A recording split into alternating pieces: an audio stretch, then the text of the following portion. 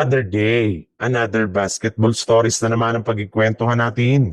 At ngayon nga yung balitang pagkuha ng Los Angeles Lakers kay Domantas Sabonis at ang balitang pag-trade na ng Golden State Warriors kay Draymond Green. Dahil nga sa patuloy na pagkatalo ng Sacramento Kings na mga nagdaang araw, ay unti-unti na rin naman ngang nawawala ng pasensya ang kanilang kupunan, especially ang kanilang front office. In fact, base nga sa kalalabas pa lang na balita ngayong araw, plano na nga daw ng Sacramento Kings na i-trade ang lahat ng kanilang mga key players upang sa ganun ay umpisa na ang rebuilding ng kanilang lineup. At isa nga sa mga players na balak nilang unang i-trade ay ang kanilang center na si Domantas Sabonis na wala na rin naman ngang nagagawang maganda sa team at hindi na rin naman nga sila kayang buhatin. Kaya mas mabuti nga daw na kung i-trade na lamang nila ito sa lalong madaling panahon.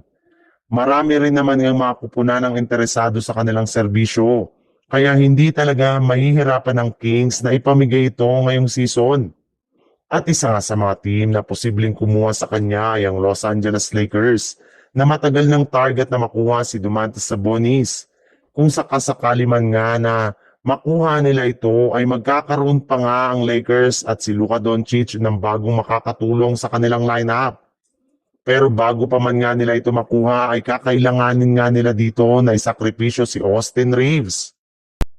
Sa ibang balita naman, nagawa nga ng Golden State Warriors na talunin ng Orlando Magic sa kanilang game kahapon laban sa nagawa nilang napakagandang performance sa third quarter at fourth quarter. Masyado nga nila ditong na-outplay ng Magic sa opensa at depensa na siyang rason bakit bigla na lamang silang lumalamang ng 20 plus points. Pero sa kabila nga ng kanilang impressive na panalo ay may isang magandang bagay rin naman nga ang nangyari sa kalagitnaan ng game. Matapos magkaroon dito ng mainit na sagutan sa kanilang bench na sina Coach Steve Kerr at Draymond Green. Marami nga ang nakakita na naging emosyonal at nagkasigawan nga dito silang dalawa.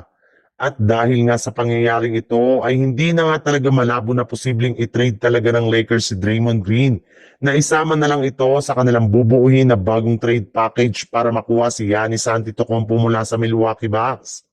Alam naman nga po ninyo na kailangan nga talaga ng Golden State Warriors na i-trade si Green kung gusto man nila na kunin si Giannis sa laki ng kontrata nito ngayon.